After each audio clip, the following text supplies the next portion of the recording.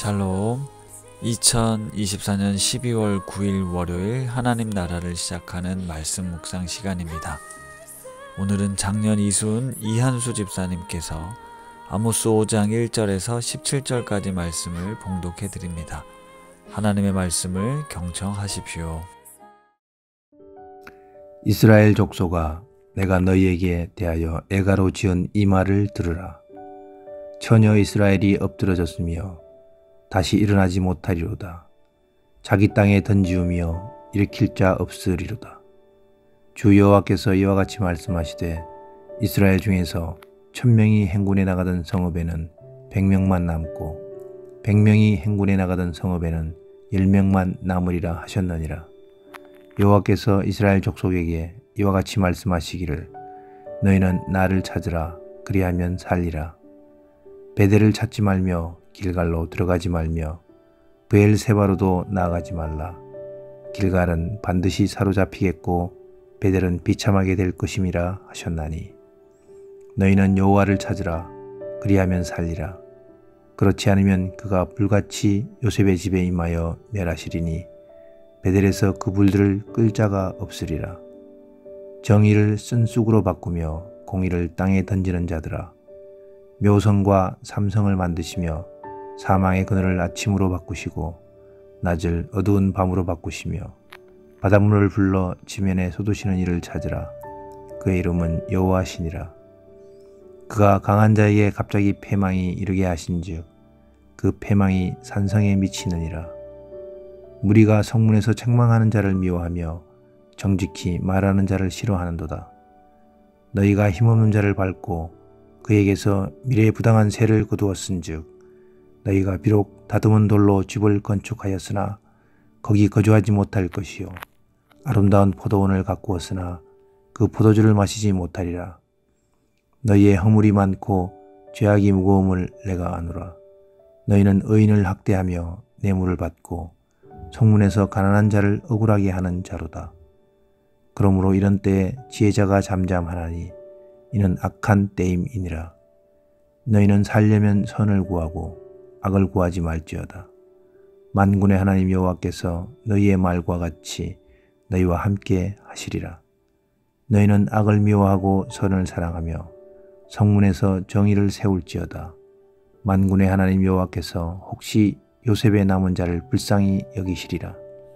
그러므로 주 만군의 하나님 여호와께서 이와 같이 말씀하시기를, 사람이 모든 광장에서 울겠고 모든 거리에서 슬프도다 슬프도다 하겠으며 농부를 불러다가 애곡하게 하며 울음꾼을 불러다가 울게 할 것이며 모든 포도원에서도 울리니 이는 내가 너희 가운데로 지나갈 것임이라. 여호와의 말씀이니라. 예전에 어떤 책에서 보았던 내용인데요. 어떤 목사님이 사역을 하다가 조금 지치게 되면 충전을 하기 위해 해외에 있는 어떤 공동체를 찾아간다는 것이었습니다. 하나님은 어디나 계시는데 그곳에 가야만 하나님을 깊이 만나게 되는지 의문이 든다라는 내용이었는데요. 어제 설교 중에도 나누었던 것처럼 예배는 어떤 특별한 장소와 구별된 시간에만 드리는 것이 아니라 하나님이 계시는 곳이라면 어디든 예배 장소가 될 수 있고 거룩한 곳이 될 수 있다 말씀드렸습니다. 우리가 가지고 있는 고정관념이 참 무섭습니다. 변화하는 것을 두려워하고 때로는 싫어합니다. 나에게 익숙한 곳을 선호합니다. 그러다 보니 내가 어떤 특별한 체험을 했거나 경험이 있다면 그 장소, 그 시간 아니면 그 행사들을 자꾸만 찾으려 합니다. 그리고 그러한 행위들을 통해 스스로를 정당화하고 그것에 영적인 의미를 부여합니다. 이것이 지나치게 되면 그러한 행동이 자신을 위한 우상숭배와 다를 바 없게 됩니다. 나라는 존재는 하나님을 다 품을 수 없습니다. 내 지식의 테두리나 이성의 한계 안에 하나님을 가두어 둘 수 없는데요. 우리는 종종 내가 만든 기준, 내가 만든 법에 따라 하나님이 그 안에서 일하셔야 된다라고 착각하곤 합니다. 오늘 아모스 선지자가 이스라엘을 향해 애가를 지어 하나님의 마음을 전달하고 있습니다. 그 내용 중에 보면 5절에 베델과 길갈 그리고 브엘세바라는 지명이 있습니다. 4절에 보니까 하나님께서 이스라엘에게 너희는 나를 찾으라 그리하면 살리라 분명히 말씀하셨는데요. 5절에 보니 이스라엘은 베델을 찾기도 하고 길갈을 찾기도 하고 브엘세바를 찾기도 했습니다. 그들은 그곳에서 그들 나름의 하나님을 찾은 겁니다. 베델이라는 지역은 야곱이 돌베개를 베고 꿈을 꾸었을 때 하늘과 땅을 잇는 사닥다리가 있었던 곳입니다. 길갈은 가나안 정복 당시 여호수아에게 매우 의미 있는 장소였고요. 브엘세바는 믿음의 조상이었던 아브라함이 하나님을 예배하던 장소였습니다. 분명 의미 있는 지역이고 뜻깊은 지역이었기에 이스라엘은 이곳에서 하나님을 찾았습니다. 하나님께 제사를 드렸던 곳이 맞습니다. 그런데 시간이 흘러 형식적인 제사만 남아버렸습니다. 하나님을 향한 올바른 예배가 드려지지 않았습니다. 그들은 분명 하나님을 열심히 예배했겠지만 그 예배를 하나님이 받지 않으신 겁니다. 왜냐? 7절에 보니 그들이 정의를 쓴 쑥으로 바꾸고 공의를 땅에 던지는 삶을 살았기 때문입니다.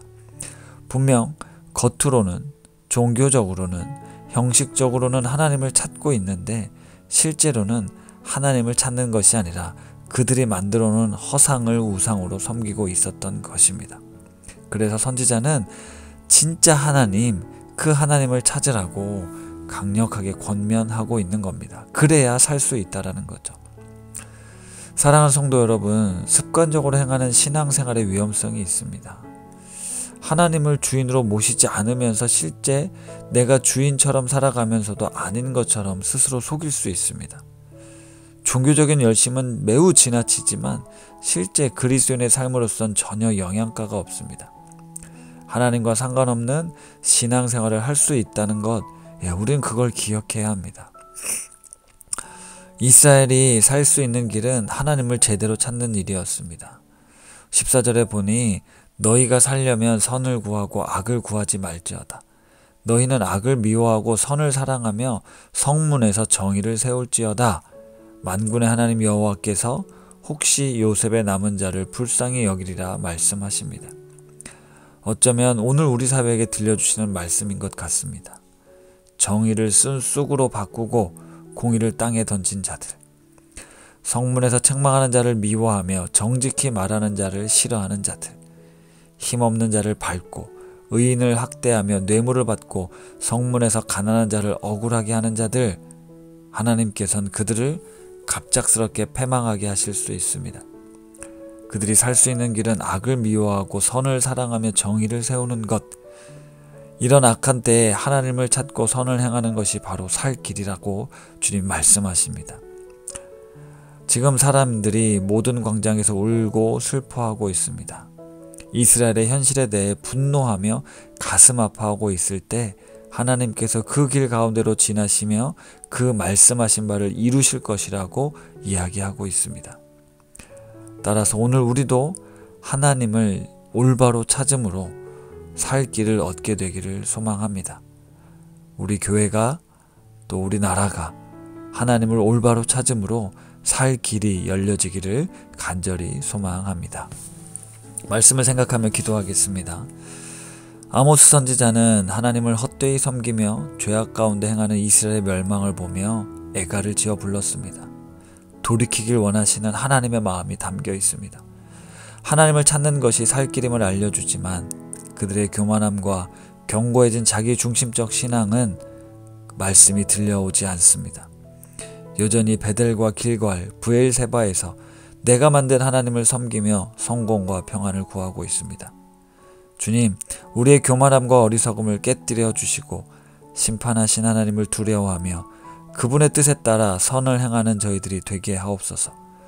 슬퍼하며 울고 있는 작금의 현실에 하나님께서 지나가심으로 하나님의 정의와 공의를 세워 주옵소서. 예수님의 이름으로 기도드립니다. 아멘. 오늘 말씀을 봉독해 주신 이한수 집사님의 감사 사연입니다. 며칠 전 갑자기 몸살이 시작되었습니다. 갑작스러운 몸살로 그날 하루 일과가 엉망이 되어버렸죠. 일상의 계획이 예상치 못한 몸살로 틀어지고 어긋나 버렸습니다. 그럼에도 불구하고 감사한 것은 쉴 수 있는 보금자리가 있다는 것인데요. 아무도 없는 집에서 혼자 조용히 쉬면서 누워있다 보니 몸살이 점점 심해져 왔습니다.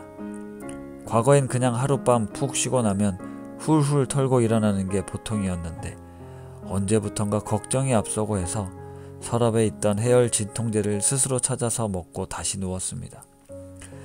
눈을 감고 몇 시간을 뒤척이다 언제 잠이 들었는지 모르게 인기척에 다시 눈을 떴습니다. 아내가 퇴근하고 들어오는 소리였습니다. 제가 안방에 누워있는지도 모른 채 여기저기서 부스럭거리는 소리가 들렸습니다. 한참이 지나서야 안방에 제가 누워있는 걸 보더니 호들갑을 떨며 제 이마에 손을 짚어보곤 열이 난다며 푹 쉬라며 다시 밖에서 집안일을 하기 시작했습니다. 나도 다시 눈을 감고 억지로 잠을 청하며 두어 시간을 보냈고 몸살이 최고조로 달하는 것 같았습니다. 그때 아내가 다시 저녁을 먹어야 된다고 식탁으로 절 불러냈고 저는 먹기 싫은 티를 내며 천근만근하는 몸뚱이를 끌고 식탁 앞으로 가서 후루룩 마시듯 스프를 해치우곤 다시 서랍에서 해열 진통제를 찾아 먹고 침대로 들어갔습니다. 몸살이 심해서인지 누워있는 것조차도 힘이 들고 잠도 오지 않고 아무튼 몇 시간을 계속 뒤척이며 보내니 애들이 들어오는 소리가 들렸습니다. 아니나 다를까 아내가 호들갑 떨며 반갑게 맞이하는 소리에 이어서 아빠가 몸살로 누워있다는 얘기를 애들에게 해주는 것 같았습니다. 애들은 별로 대수롭지 않은 듯 웃어넘기며 각자 씻고는 식탁에 모여서 엄마와 무슨 얘기인지 하하호호 웃으며 재미나게 얘기를 이어나갔습니다. 아빠가 이렇게 아픈데 웃는다고? 제 입장에선 섭섭할 법도 할 테지만 그런 생각보단 오히려 감사한 마음이 들었습니다. 하루하루의 삶이 감사하며 지금까지 세월을 돌아보니 정말 모든 것이 은혜였습니다. 지금까지 지내온 것 주의 크신 은혜라 한이 없는 주의 사랑 어찌 이루 말하랴. 정말 찬송가 가사 그대로였습니다. 살면서 아찔한 순간들이 있었습니다. 그때는 몰랐었는데 돌아보니 정말 은혜였습니다. 하나님, 지금처럼 우리 가정에 자정하셔서 다스려 주옵소서. 늘 깨어 있어서 기도하게 하시고 이 모습 그대로 아버지 앞에 나아갑니다. 감사곡 선정은 날씨가 조금씩 추워지니 몸이 움츠러드네요. 몸이 움츠러들다 보니 몸살이 들기도 하나 봅니다. 지난 여름 참 많이도 더웠지요. 추울 때 그렇게 더웠던 지난 여름을 한번 돌아보면 조금은 추위에 덜 움츠려들지 않겠습니까? 하시면서 이렇게 김도연 씨의 여름이라는 찬양을 추천해 주셨습니다. 이 찬양의 가사는 주님의 다시 오심을 기다리는 내용의 찬양인데요. 그날이 곧 임할 것이니 깨어 그날을 기다리며 주님의 오심을 바라는 내용입니다. 주님의 다시 오심을 바라며 믿음으로 오늘을 살아가는 성도님들 되시기를 바라며 더 깊은 묵상 하시겠습니다.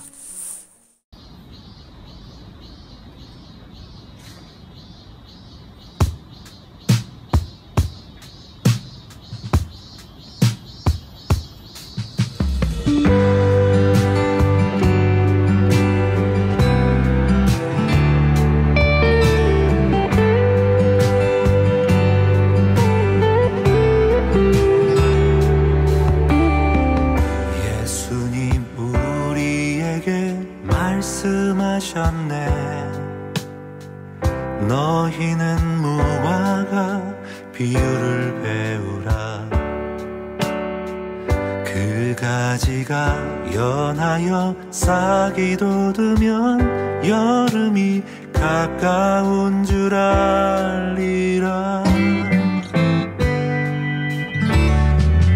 너희 스스로 조심하지 않으면 술 취함 방탕함 생활의 염려로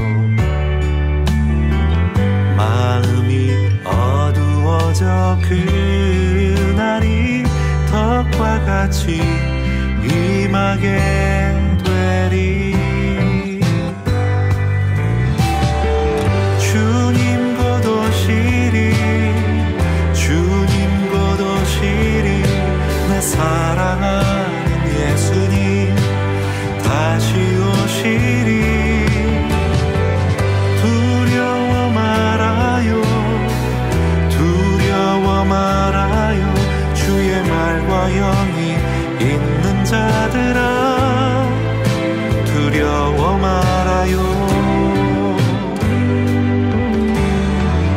예수님 우리에게 말씀하셨네. 너희는 무화과 비유를 배우라. 그 가지가 연하여 싹이 돋으면